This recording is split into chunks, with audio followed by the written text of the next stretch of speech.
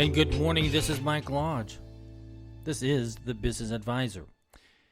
Listen, I thought I'd come on just a little bit this morning and talk about what's happening with Elon Musk and Twitter. And I'm just going to tell you what I think is going on. So right now we have Elon Musk, who made a very significant offer on the amount of shares to buy out 100% of Twitter, right?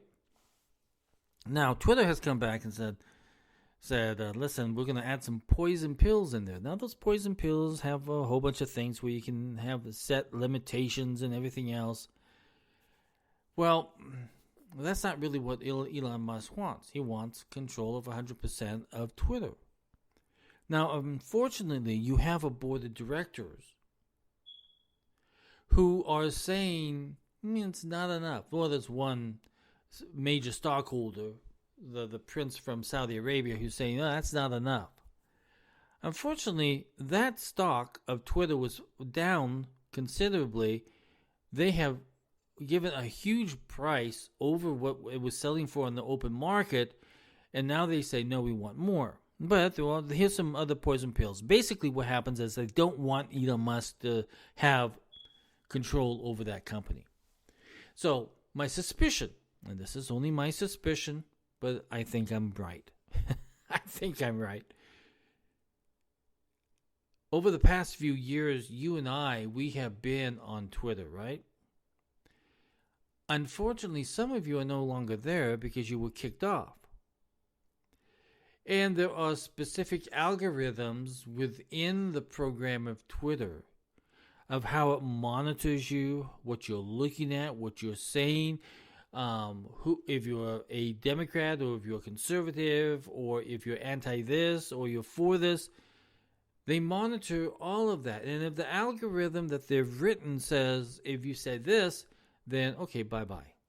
And a lot of you have experienced that. I was off Twitter there for several weeks.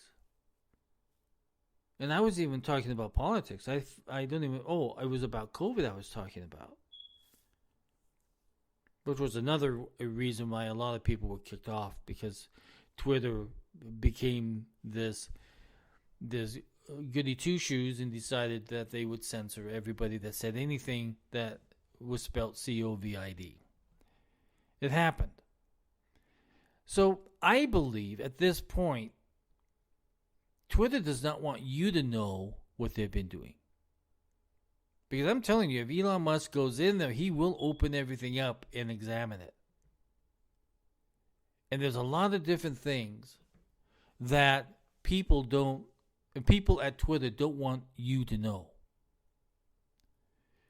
That is the behind the scenes things, because when you do your due diligence on doing this stuff, you are looking at the finances, you're looking at the software, you're looking at the take home and the payments of all of these senior executives and board of directors and how much. Anyway, there's a whole list of due diligence that you have to go through. And I am sure that as you're going through everything, after you've purchased it and you see, there are some tricky algorithms here that may not be ethical, I don't think Twitter wants you to know that. Now, the other issue is that we have a whole bunch of Twitter people who are so upset that they are stomping their little feet and they say, we don't want to work for Elon Musk. He is going to destroy freedom of speech. We have to really weigh that ethical question on freedom of speech here, because who was doing what? That is the question. So all of those individuals that are working for Twitter and they're afraid and they are really woke type individuals, they'll say, we are not going to work for them. We will resign. Well, go ahead and resign, because there's a lot of talented people out there that can replace you. And if you cannot deal with change within a corporation, you should not be there. You should be gone. Hasta la vista, baby. That happens in so many different cases where when a company comes in and takes over another company, the corporate structure is going to change. The people are going to change. The redundancy is going to be eliminated. And there's a whole bunch of other things that are looked at. But there are change. Now, what's sometimes good about this buyout in merger and acquisition talk is that the weak people do leave. And you're able to replace them with people who have the talent within the current organization, promote some people, and they are the winners of this whole situation. I'm telling you right now, those individuals who stay with Twitter, they're going to learn a lot from working with Elon Musk. Just that knowledge alone, I would stay there. Listen, I have taken on other companies, other clients of mine. Well, I went in because I wanted to learn. And it has helped me so much, basically from just sitting there and watching and listening and asking the right questions and digging in and doing stuff on the lines and everything else. I learned a lot that I was able to apply it towards other clients and other businesses and other situations.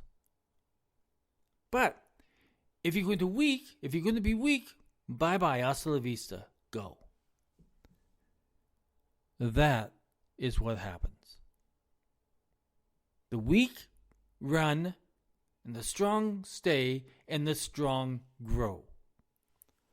So that is my thought process today on what's happening with Twitter and Elon Musk. Now, what will happen? What's his poison pill? What is going to happen? Elon Musk says that he has another alternative. Listen, when you come to the negotiating table, and what is put on the negotiating table is what people work off of. And you may have a whole bunch of different things that come and that is presented on the table. That's what, when I do mediations, business mediations, I always tell the individuals, don't come with an open mind. Come to listen and come with a position that you would like to be presented. Come with opportunities. Come with the ability to put something on the table that you can discuss. Maybe you can take away from it. Maybe you can build on it. But come to the table with something. And that is what Elon Musk has done. Now, Twitter responded and gave him a poison pill. Now, Elon Musk will come back and say, no, I don't like the poison pill. Let's do it this way. So, the problem that I see is that you have a board who is woke, and they are willing, honestly, they are willing to destroy the value of the company and the stock value of the company, and they're going to hurt the stockholders of that company. They are thinking more politically, more wokeness-wise. I don't know if there's such a word, wokeness-wise. I don't know. They're acting more woke instead of looking at the deals that will make their stockholders rich, that will make their employees rich, that will put money into their own pockets. If you are willing to destroy a company based on political wokeness, you probably should not be in that company. Because every time that you become woke, you create conflict. Just like what is happening at the moment with the negotiations, which are honest negotiations, honest offers that have been put on the table, you decide to become woke, and that creates conflict. Every time that you take a political position within the company, you create conflict. And for the last 2 or 3 years, Twitter has created so much conflict that it has devalued them on the ethicness of how they run their company, the management style of how they run their company. And as investors, I think you have to take a very close look at how and what they're doing currently with Elon Musk. So that's my spin on it. Now, you can agree with me. You may not agree with me. That's okay. We can all spin, right? But that's my gut feeling. Doing mergers and acquisitions and business advisory work for so many, many years, I've been through all of this before, and I've seen the game. Listen, if you really want to see a really good show, watch that one on Showtime.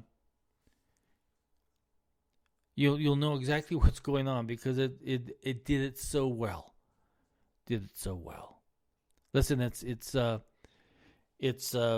Easter time.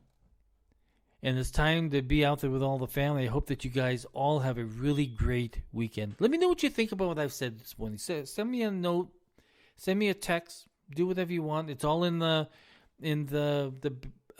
base of this podcast. Read it. Send me a text. I mean, not a text. Send me an email, and let's see what you feel about this. I'd like to hear what you guys are thinking. Everybody go out and have a great, great, great Easter. I'll talk with you soon. God bless. Bye-bye.